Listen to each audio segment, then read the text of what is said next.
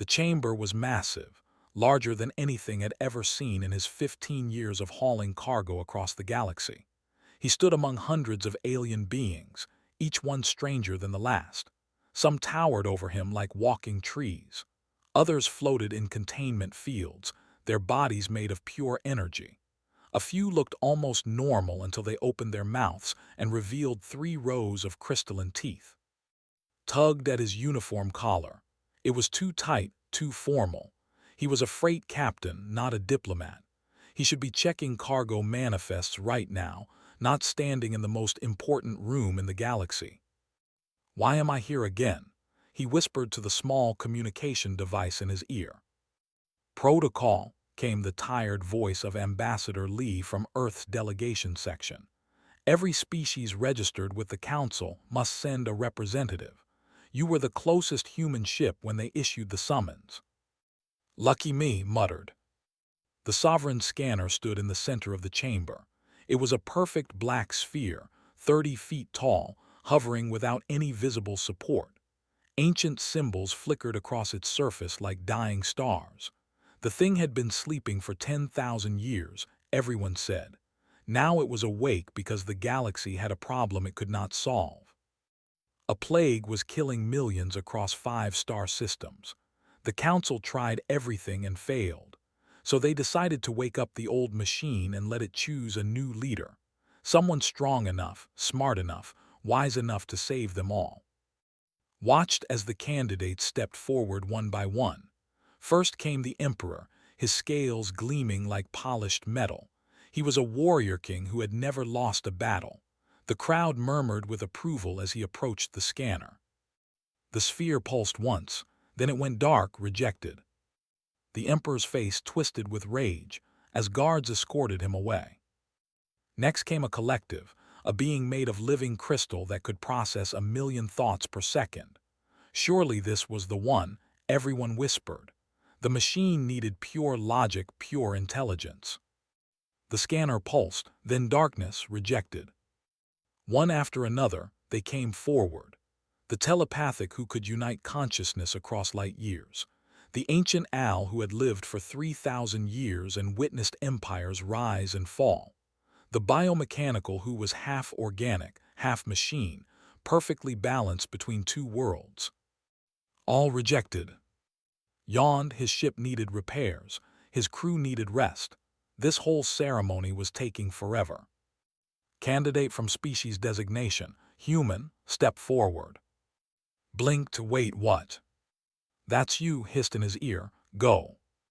"But I'm not actually a candidate, I'm just here for." "Protocol requires it. Just walk up there, let it scan you, and get rejected like everyone else. 5 minutes and we can all go home." Sighed and pushed through the crowd. Aliens stared at him as he passed. Some looked curious, most looked amused. Humans were new to the galactic stage, barely 200 years since first contact. They were considered primitive, violent, and way too emotional. Nobody expected the scanner to choose a human. He reached the empty space before the sphere and stopped. Up close, the scanner was even more intimidating. He could feel something radiating from it, like standing near a reactor core. Hello," said, feeling stupid. "I'm from Earth, I haul cargo mostly. Sometimes I—" The scanner erupted with light. Golden radiance poured from the sphere like a star-going supernova. It wrapped around, lifted him off his feet, held him suspended in pure energy. He couldn't move, couldn't breathe, couldn't think. The light was inside him, outside him, everywhere at once. Then it spoke, not with words but with a voice that resonated in his bones, his blood, his soul. Sovereign identified, species, human, individual DAEKWAN of Earth. The pattern is complete. The light faded, dropped to the floor, gasping. The chamber had gone completely silent. Then chaos exploded. "Impossible," someone roared. "The scanner is broken. This must be an error." Humans, they barely have faster than light travel. Climbed to his feet, dizzy and confused. Every alien in the chamber was staring at him with expressions ranging from shock to fury to pure horror. The head of the Galactic Council, a massive being called High Chancellor, floated forward. His 6 eyes blazed with anger. "This is unacceptable. The scanner must be malfunctioning. Humans are barely evolved past planetary conflict. They have no telepathy, no gestalt consciousness, no quantum processing capabilities. They are short-lived, emotional, and prone to violence." "The scanner has never been wrong," a smaller voice said. An elderly archivist, one of the ancient record keepers, spoke from the shadows. "In 50,000 years of recorded history, the sovereign scanner has chosen 17 rulers. Each choice seemed impossible at the time. Each choice saved the galaxy." "That was before," thundered. "Those were civilized species. Humans are animals who discovered space travel by accident." Felt anger rising in his chest. "Hey, we're standing right here." "Silence!" His voice could shatter glass. "You will not speak in this chamber unless given permission." "The scanner gave him permission," the archivist said quietly. "It gave him sovereignty over all of us." The chamber erupted again. Delegates shouted in 100 languages. Some demanded a recount. Others called for the scanner to be destroyed. A few simply walked out in protest. Looked around desperately for. He found her in the crowd, her face pale with shock. She was gesturing frantically at her communication device, probably trying to reach Earth Command for instructions. "This cannot stand," declared. "I propose we reject the scanner's choice and—" The scanner pulsed again. This time the light was red instead of gold. A feeling of dread washed over the chamber, so powerful that even stopped talking. The voice spoke again, cold and final. "Rejection of the sovereign will result in permanent deactivation. The pattern will collapse. Consequences, catastrophic." "What does that mean?" someone asked. The archivist's voice trembled. "It means if we refuse, the scanner shuts down forever. And according to precursor texts, the last time that happened, 3 civilizations went extinct within a decade." Silence fell like a hammer. High Chancellor's 6 eyes fixed on with pure hatred. "Very well, the human may have his trial, but know this of Earth. You have 1 galactic cycle to prove your worth. 378 standard days. If you fail, if you show even one sign that you are unworthy, we will remove you, and your species will be expelled from the Council permanently. Earth will stand alone in the dark." Swallowed hard. His mouth was dry, his heart was pounding, he had no idea what to say. So he said the only thing that came to mind. "Okay, let's get to work then." The chamber emptied slowly, delegates muttering and shooting him dark looks. Finally reached him, her face a mixture of terror and disbelief. "What did you just agree to?" she whispered. "I have no idea," admitted, "but I think we're in serious trouble." Behind them the scanner pulsed once more, softer this time, almost like a satisfied hum. Then it went dark and silent. Somewhere in the ancient machine's quantum consciousness, the ghost of the precursors smiled. The experiment had begun. The death threats started arriving within an hour. Sat in his temporary quarters, reading messages on a data pad while his engineer, Park, paced back and forth like a caged animal. She had been with him for 8 years, through pirate attacks and solar storms and one memorable incident involving smuggled livestock. But this was different. 17 death threats, said, her voice tight.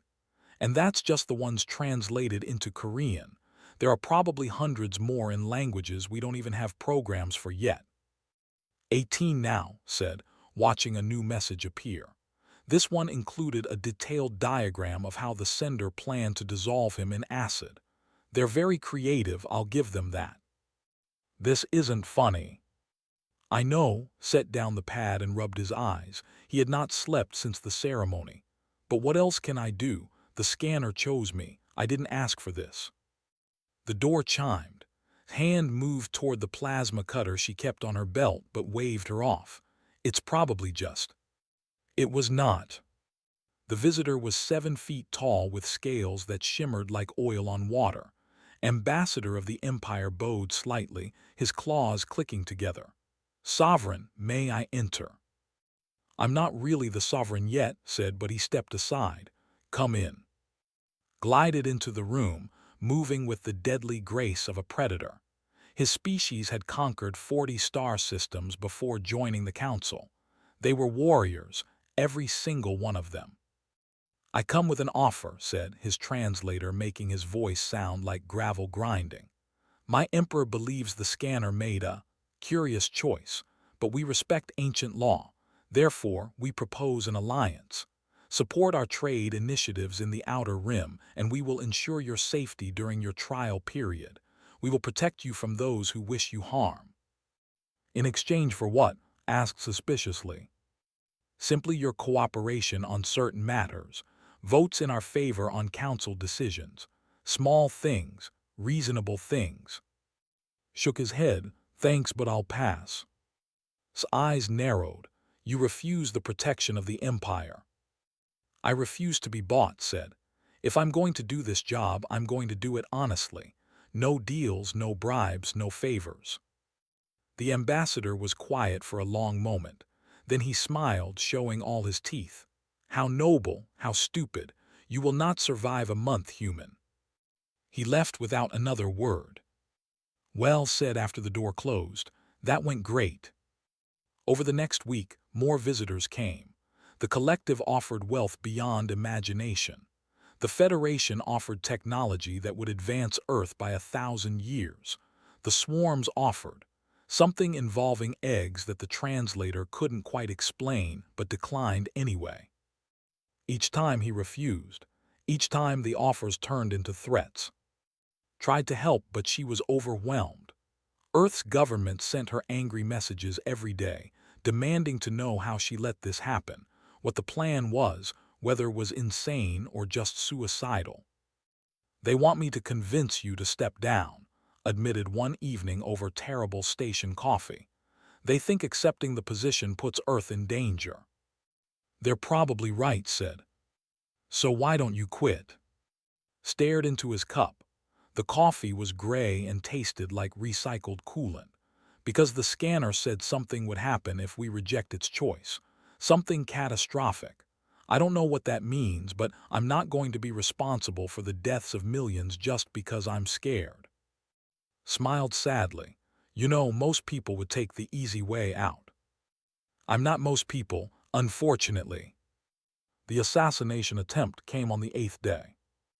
Was walking through one of the station's garden levels, trying to clear his head. The artificial sky above showed a simulated sunset from some alien world, all purple and green.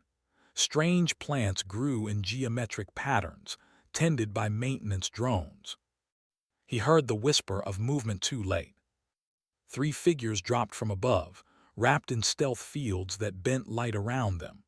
Only saw them when they were 5 feet away, weapons raised. Training took over. Old military reflexes from his time in Earth's defense forces before he became a freight captain. Dove sideways, grabbed a handful of dirt from a planter, and threw it at the closest attacker. The alien made a surprised sound as the dirt clogged its environmental sensors, kicked its legs out from under it, then rolled behind a stone bench as energy blasts tore through where he had been standing. "This is exactly why I haul cargo," he shouted, crawling through bushes. "Nice, boring, safe cargo." The attackers split up, trying to flank him. They moved like professionals, coordinated and deadly. His heart hammered in his chest. He was unarmed except for a data pad and his wits. He pressed himself against a tree trunk, breathing hard. The attackers were closing in. He could hear their footsteps, their breathing, the hum of their weapons charging. Then did something no galactic warrior would ever do. He started making noise. "Hey," he yelled. "Over here, help. Someone's trying to kill the guy everyone already wants dead. Come see the show." The attackers paused, confused. This was not how prey was supposed to act. Grabbed a maintenance drone from a nearby garden bed and threw it straight up. The drone's alarm activated, screaming into the artificial sky. Security lights blazed on throughout the level. "That's right," kept shouting. "Big fight happening here, everyone come look, bring cameras." The attackers realized their mistake. Stealth operations don't work when everyone knows you're there. They had seconds before security arrived. They ran, collapsed against the tree, shaking. Station security found him 2 minutes later, weapons drawn, demanding explanations. Back in his quarters, patched up the cuts on his arms while contacted Earth Command. The attackers had escaped, but security had traced them to a diplomatic vessel from the Dominion. "They'll deny it," said Packing. "They'll claim rogue elements, unauthorized action, whatever, but everyone will know the truth." "That someone wants me dead," winced as applied antiseptic to a deep cut. "Yeah, I kind of figured that out already." "No," said, "that you survived, that you fought back, that you didn't freeze or panic or give up." Nodded, "You fought like a human, like we always fight when things get bad." "Dirty and loud?" asked. "Whatever works," said, smiling. The next day, High Chancellor called an emergency session. The council chamber was packed again, but this time the atmosphere was different. Some delegates looked thoughtful instead of angry. Others seemed uncertain. "The assassination attempt was unfortunate," said, his voice carefully neutral. "The Dominion has issued an apology and surrendered the responsible parties. However, this incident raises concerns about Sovereign's ability to lead." "He survived," someone called out, "using only his wits and training." "He made enough noise to wake the dead," another voice added with grudging respect. "Very practical." His eyes blazed, nevertheless. The scanner activated without warning. The black sphere pulsed with red light again, and that same feeling of dread filled the chamber. "Warning: rejection of Sovereign will trigger permanent shutdown. Time remaining for trial period, 370 days. Protocol must be observed." The message was clear, like it or not was staying. Looked like he wanted to murder someone, but he nodded slowly. "Very well. The trial continues, but know this, human. Every species in this chamber will be watching, waiting. One mistake and you're finished." Stood up slowly. His arms still hurt from the attack. His head pounded from lack of sleep, but he met's gaze without flinching. "Then I better not make any mistakes." As the session ended and delegates filed out, a small figure approached. It was the elderly archivist from before, moving carefully on 6 thin legs. "You did well today," the archivist whispered. "The precursors chose correctly." "How do you know?" asked. The archivist's eyes twinkled with something that might have been amusement. "Because you survived. That's what humans do best." Then the old being shuffled away, leaving standing alone in the empty chamber, wondering what exactly he had gotten himself into. Refused the throne room. The council had prepared a massive ceremonial chamber for him, all gold and crystal, with a floating throne that would put him 30 feet above everyone else. It was designed to make the sovereign look powerful, untouchable, almost godlike. Took one look at it and said no. "I need a workspace, not a museum," he told the confused attendants. "Something practical, with good lighting and a coffee maker." They gave him a converted cargo bay. Helped him set it up, welding together desks from scrap metal and wiring up computer terminals that Earth had sent through the FTL relay. Within 3 days, had turned the space into something that looked like a combination workshop and military command center. "This is so human," said, looking around at the organized chaos. "The other sovereigns held court in palaces. You're working out of a garage." "The other sovereigns aren't here," said. "I am, we do things our way." He brought in a team. Han arrived first, a sharp-minded negotiator who had worked in Earth's diplomatic corps. Then came Dr. Jinnah, who had spent 20 years studying alien cultures. A human intelligence officer named Sara completed the core team, along with End. 5 humans against an entire galaxy, said, looking at their little group. This should be interesting. The first real crisis came 2 weeks later. The swarms and the Federation had been fighting over resource rights in the drift for 40 years. Millions had died. 3 previous sovereigns had tried to negotiate peace, and all 3 had failed. Now it was his turn. He read the briefing files until his eyes hurt. The dispute was incredibly complex, involving mining rights, territorial claims, historical grievances, and about 1,000 pages of legal arguments. This is impossible, he said finally. Both sides want the same asteroid belt. Neither will back down. Every compromise has been rejected. That's why it's still a problem, Jinnah said, scrolling through data. Think in terms of hive needs, individual sacrifice for collective gain. They are the opposite, individual rights above everything else. They can't even understand each other's basic values. Stared at the star charts for a long time. Then he did something that made his team think he had lost his mind. He invited both sides to dinner. Not a formal negotiation, not a peace conference, just dinner. Humans have been solving problems over food for 10,000 years, he explained when protested. Let's see if it works in space. The ambassador arrived first, chittering nervously. She was 6 feet tall, covered in glossy black armor, with compound eyes that reflected light like diamonds. Her name translated roughly to Morning Song of the Third Hive, but just called her Song. This is highly irregular, Song said, her translator making her voice sound like wind chimes. Protocol demands formal proceedings. Protocol has failed for 40 years, said, guiding her to a table. Let's try something new. The ambassador arrived in a water-filled hover tank. He was a magnificent creature, all flowing fins and bioluminescent patterns. His name was something unpronounceable involving ultrasonic frequencies, so called him Wave. I protest this casual approach, Wave said through his translator. The Federation demands proper respect. You'll get respect, promised, but first you'll get barbecue. The smell of cooking meat filled the cargo bay. Had spent the morning preparing the meal himself, using recipes from his grandmother.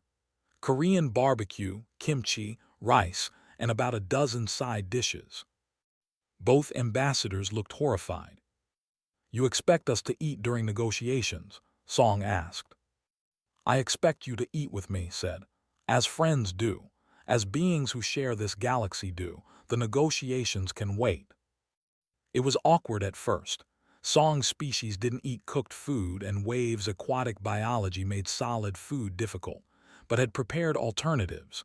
Raw protein for Song, nutrient solutions for Wave, and plenty of stories. Tell me about your hive, said to Song. What's it like, growing up with 10,000 siblings? Song hesitated, then began to talk. She described the hive structure, the beauty of coordinated work, the way every knew their purpose from birth. Her voice filled with pride. Wave listened, surprised. He had negotiated with them for years but never heard them speak about themselves like this. And your Federation? Asked Wave. How do you decide things when everyone's an individual? Wave explained the complex voting systems, the way each voice mattered, the importance of personal freedom. His patterns glowed brighter as he spoke. Now Song listened, understanding for the first time how deeply they valued independence. Hours passed. The meal became a conversation. The conversation became something more. They talked about their families, their fears, their hopes for the future, not as ambassadors but as people. Finally, as the night grew late, brought out the star charts. The drift has enough resources for both of you, he said. The problem isn't the asteroids. It's that neither of you wants to share space with someone so different. Both ambassadors started to protest, but held up his hand. What if you didn't have to share? He asked. What if you could both have what you need? He pulled up a proposal that Jinnah and had helped him develop. Instead of dividing the existing asteroids, They would terraform 2 nearby moons, one customized for hive-based industrial work, the other designed for individual settlements. The drift stays neutral, explained. You both mine it, but you live separately. They get efficiency and collective space. They get independence and personal territory, and both of you get rich from the resources. Song and Wave looked at each other. Really looked, maybe for the first time. This would require cooperation, Wave said slowly. You've been cooperating all evening, pointed out. Talking, listening, sharing. That's all I'm asking you to keep doing. My hive must deliberate, Song said. My federation must vote, Wave added. Take your time, said. But think about this. 40 years of war or 1 year of working together to build something new, which one honors your people more? They left without agreeing to anything, but they also left without arguing, which was progress. Sora found the next morning, looking exhausted but excited. She had been investigating the conspiracy rumors, following digital trails through the station's networks. I found something, she said, pulling up encrypted files. Someone's been sabotaging peace efforts. Not just this one, all of them. Someone wants these conflicts to continue. Who? Asked. I don't know yet, but whoever it is has access to council systems. Someone high up. Before could respond, an alert flashed across all their screens. Both the end had accepted the proposal. After 40 years of war, they were willing to try peace. The galaxy was shocked. News spread through council channels within hours. The impossible had happened. 2 species that hated each other were now working together, and it was all because a human invited them to dinner. High Chancellor called to his office. The massive alien looked like he had swallowed something bitter. You succeeded where others failed, admitted grudgingly. Your methods are strange, informal, completely lacking in traditional diplomatic structure, but they worked. Thank you, said carefully. Don't let it go to your head.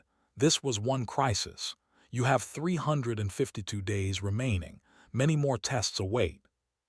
After left stood alone in his office, staring at reports. The human was more dangerous than he had thought, not because he was strong or smart or powerful, but because he made people believe that impossible things were possible. That kind of leader could change everything. That night in the converted cargo bay, teams celebrated with cheap station beer and leftover barbecue.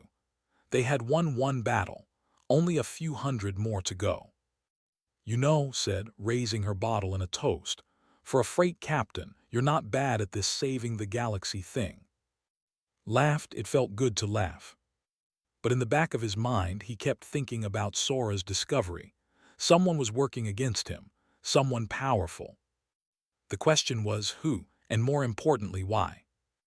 The scanner pulsed softly in its chamber, watching through cameras and sensors. The human was learning. Good. The real tests were still to come. The death came without warning. One day, the mining colony on Prime was thriving. The next day, everyone was dead. Not just dead, transformed. Their bodies turned and crystalline, frozen in their final moments like statues made of ash. Within a week, 3 more colonies fell silent, then an entire space station, then a planetary capital with 4 million inhabitants. The galaxy panicked. Dr. Jinnah stood in his cargo bay office, projecting holographic images of the victims. Her face was pale, her hands shaking slightly. It spreads through air, water, and physical contact, she explained. Incubation period is approximately 48 hours. Once symptoms appear, death follows within 6 hours. We've tested every treatment we know. Nothing works. How many dead? Asked quietly. 43 million and counting. 5 different species affected. The pattern doesn't make sense. It jumps between systems randomly, ignoring quarantine zones. Pulled up economic reports. Panic is spreading faster than the disease. Trade routes are shutting down. Species are sealing their borders. The council is falling apart. Worse still, humans weren't getting sick. Earth colonies in the affected zones reported zero infections. Human doctors and rescue workers moved through plague zones without protection, and nothing happened. They breathed the same air, touched the same surfaces, and remained perfectly healthy. This makes us look guilty, said, reading angry messages from alien governments.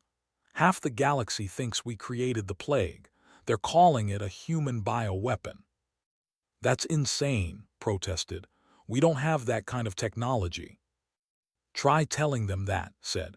3 ambassadors have already accused us directly, is demanding we hand over our medical research to prove we're not responsible. Stared at the images of statues that used to be living beings.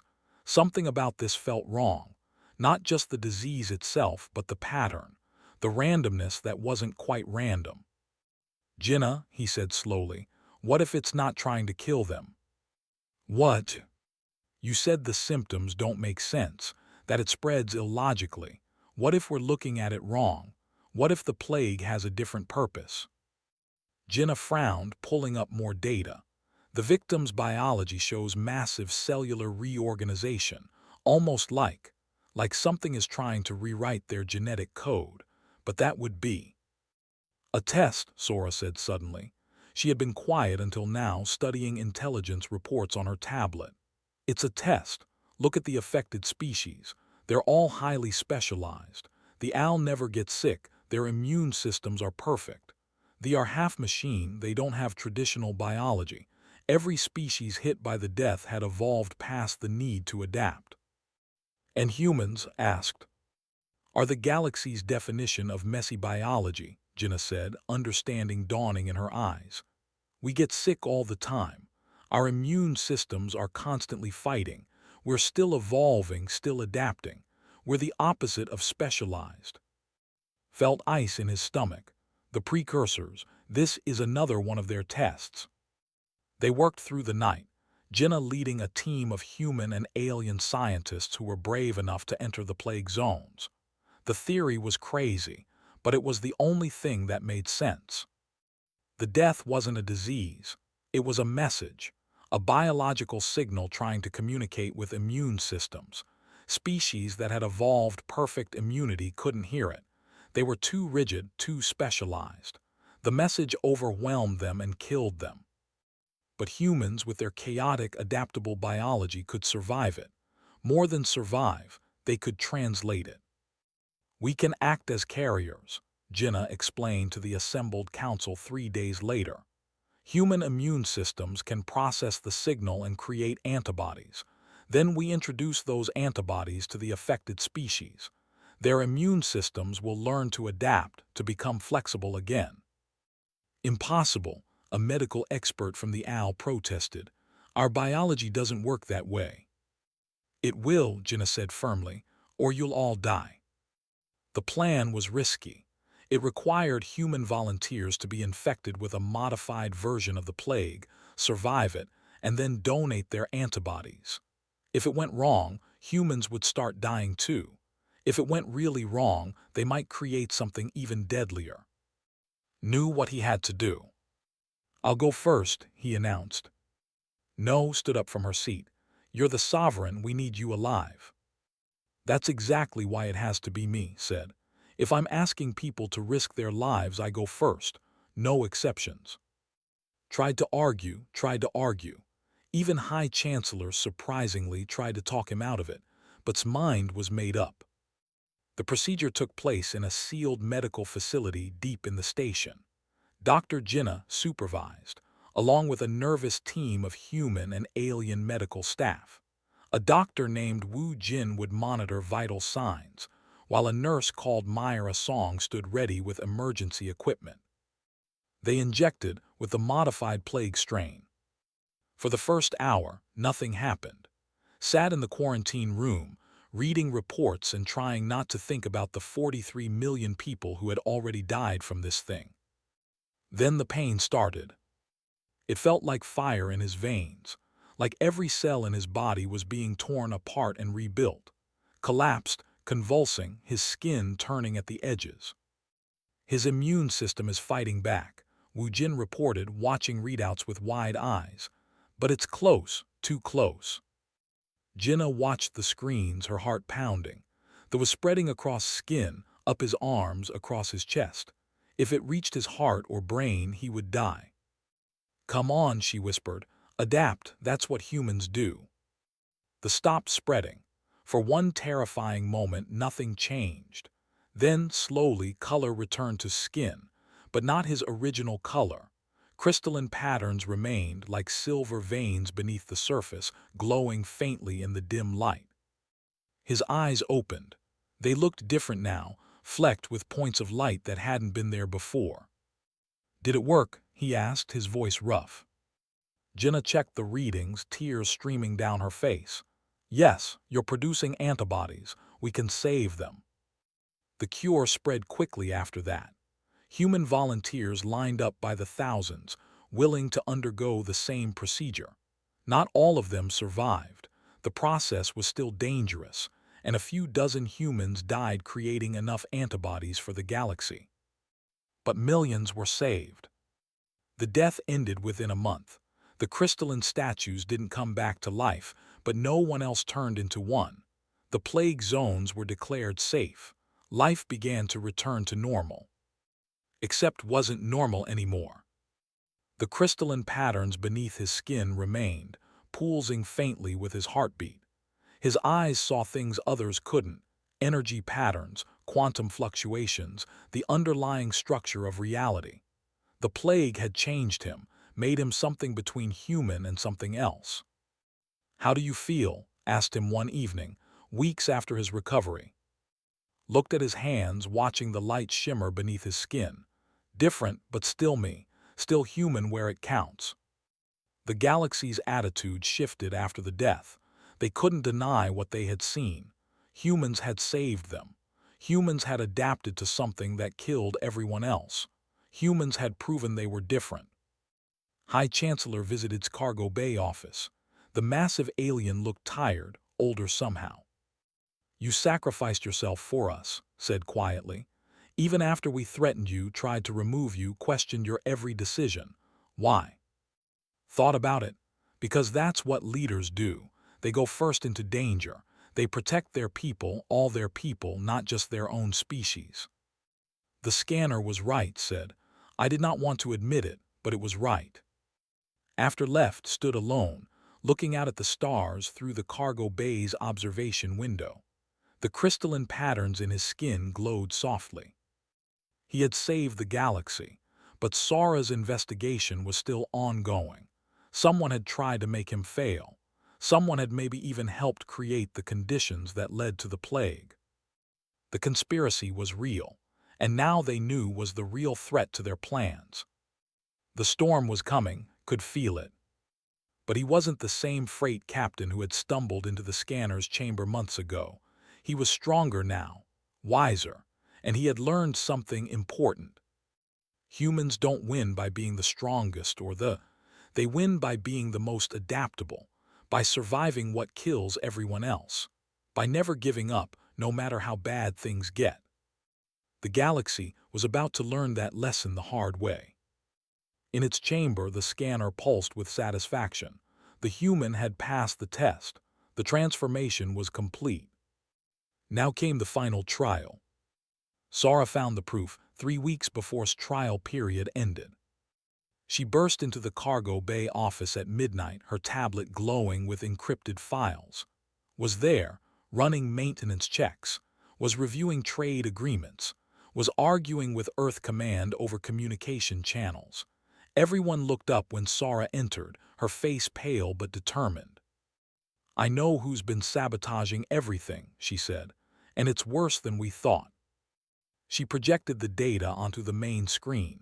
Names, transactions, communications. A web of corruption spreading through the entire council structure, but at the center of it all was one name. High Chancellor. No, said, shaking her head. Tried to stop at first, but he's been cooperating. He even supported him after the plague. That's what made me suspicious, Sora explained. Why would someone who fought so hard against suddenly become supportive? So I dug deeper. Wasn't trying to make fail as sovereign. He was trying to make humanity fail as a species worthy of council membership. She pulled up more files. Every crisis that's happened has been orchestrated. The conflict was kept alive by weapons sales approved. The death spread so quickly because quarantine protocols were accidentally delayed. Even the assassination attempt, the agents were given inside information about schedule. But why, asked, what does gain from this? Control, said quietly. He had been standing by the window, listening. If I succeeded too easily, the council might think humans were the answer to everything. But if I barely survived, if I only succeeded through struggle and sacrifice, then stays in power as the stabilizing force, the steady hand that keeps the chaos at bay. There's more, Sora said, her voice grim. I think is planning something big. There are coded messages about a final demonstration scheduled for tomorrow, during your trial completion ceremony. The ceremony was supposed to be simple. Would appear before the council, they would vote on whether he had proven himself worthy, and the scanner would make its final judgment. 378 days of stress would finally end. But nothing was ever simple. Called his core team together. We can't go to the authorities. Controls too much of the security apparatus. If we accuse him without absolute proof, he'll claim we're trying to stage a coup. So what do? Asked. We go to the ceremony, said, and we let make his move, but we're ready for it. The council chamber was packed the next day. Every species in the galaxy had sent representatives. The ceremony was being broadcast to 1 trillion beings across 1,000 worlds. This was the moment that would define humanity's place in the galactic order. Entered wearing simple clothes, no fancy robes, no ceremonial armor, just the practical jacket and pants of a freight captain. The crystalline patterns beneath his skin glowed faintly in the chamber's light. High Chancellor floated at the head of the council, all 6 eyes fixed on. We are here to judge whether the human known as has proven himself worthy of the title sovereign. Let the record show. Let the record show the truth, interrupted. The chamber went silent. For the past year, someone has been sabotaging not just me, but all chances for peace and progress in this galaxy. Someone powerful enough to manipulate events, to delay responses, to keep conflicts burning when they should have ended. His voice was ice. These are serious accusations. Do you have proof? I do, nodded to Sora, who began projecting the evidence on screens throughout the chamber. Financial records, communications, orders that came directly from your office, Chancellor. You've been playing both sides of every conflict, keeping the galaxy weak and divided so you could remain in control. The chamber erupted. Delegates shouted in 100 languages. Some demanded its immediate arrest. Others claimed this was a human trick to seize power. Remained calm, too calm. Impressive detective work, he said. But you've made one fatal error. You brought this evidence to a public forum. Now I have no choice but to respond. Press something on his control panel. Suddenly, weapons systems throughout the station activated. Security doors sealed. Armed drones emerged from hidden compartments. You see, continued, his voice amplified to fill the chamber, I didn't want to be ruler. I wanted to protect the galaxy from chaos.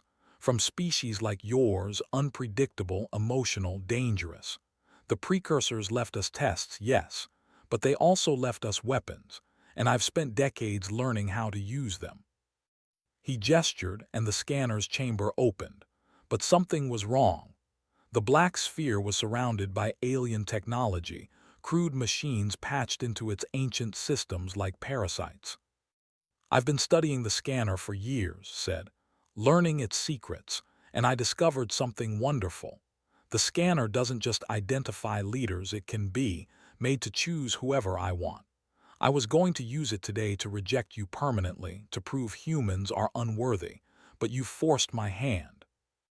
Activated his controls, and the scanner began to pulse with sick, wrong light. red mixed with black, like infected blood. "Now I'll simply destroy it," said. "Better no sovereign at all than a human one. The galaxy will fall into chaos, and I'll be the only one strong enough to restore order. My way, under my control." Felt his crystalline patterns burning. The changes the death had made to him weren't just decorative. They had connected him somehow to precursor technology. He could feel the scanner screaming in pain as machines tore at its systems. "You can't destroy it," said, walking toward the scanner despite the armed drones tracking him. "The last time someone tried, civilizations died." "Then civilizations will die again," said, "as long as humans die with them." Broke into a run. Drones fired, energy blasts tearing through the air, but were ready, using equipment they had secretly positioned around the chamber. Electromagnetic pulses disabled some drones. Others were destroyed by security forces who remained loyal to Council law. Reached the scanner's chamber. Up close, he could see how technology was killing it. The ancient machine was fighting back, but it was losing. Without thinking, acting on pure instinct, placed his hands on the scanner's surface. The crystalline patterns in his skin exploded with light. He could see everything. The scanner's history, its purpose, the truth of the precursors. They had seeded the galaxy with life not to control it but to nurture it, to create species that could grow beyond their programming, beyond their limitations. The scanner was never meant to find perfect leaders. It was meant to find leaders who could unite imperfection, who could see strength in weakness, who could build bridges across impossible divides. Humans, with all their flaws and chaos and emotion, were perfect for that role, not because they were better than other species, but because they were experienced at being imperfect together. Poured his energy into the scanner, his human stubbornness and adaptability flowing through the connection. The alien machines began to fail, burning out as the scanner purged itself. Screamed in rage and activated a final fail-safe, an explosive device designed to take the entire station with it. But was already there, disabling it with code that Sara had broken from files, coordinated with loyal security to arrest its accomplices. Jinnah worked with alien scientists to shut down the weapon systems. It was messy, chaotic, very human, and it worked. The scanner pulsed one final time, brighter than ever before. When the light faded, its machines were slag. The scanner floated free, undamaged, whole. And its voice filled the chamber, clear and strong. Sovereign trial complete. Evaluation successful. Species designation human has proven adaptability, empathy, courage, and unity. The pattern is confirmed. Sovereignty granted permanently. The chamber was silent for a long moment. Then, slowly, delegates began to stand. One by one, species that had doubted humans, that had fought against them, that had tried to remove them, now offered respect. Even those who arrested, looked at with something like awe. The elderly archivist shuffled forward, smiling with all 6 eyes. The precursors chose well, as they always do. Collapsed, exhausted. His team surrounded him immediately, checking for injuries, calling for medical help, organizing the aftermath. Sora already compiling evidence for the trials. Jinnah studying the data from his connection with the scanner. "You did it," said, her voice thick with emotion. "You actually did it." "We did it," corrected, "all of us, that's the point. Humans don't succeed alone, we succeed together." The scanner deactivated slowly, satisfied. Its purpose was complete. Somewhere in its ancient quantum consciousness, the ghost of the precursors smiled. The experiment had succeeded beyond their wildest hopes. Humanity had not just passed the test, they had redefined what the test meant. 3 months later, Captain Park stood on the bridge of the new Earth exploration vessel Unity. It was humanity's first deep space ship designed not for war or commerce, but for discovery and cooperation. Half the crew was human. The other half represented 20 different alien species. Course laid in for the Andromeda Relay, the navigator reported. "Take us out," ordered. As the ship entered, FTL thought about. He was still sovereign, still working himself half to death trying to keep the galaxy united. But things were different now. Humans weren't just members of the council, they were the heart of it.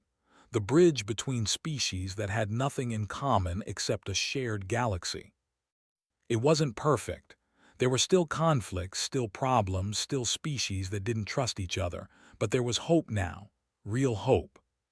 Because humanity had proven something important. You didn't need to be the strongest or the most advanced. You just needed to care, to adapt, to never give up on finding a better way. And humans, messy and chaotic and imperfect as they were, excelled at that. The galaxy had lost its mind when the scanner crowned a human as ruler. But the galaxy had gained something far more valuable, a future where anything was possible.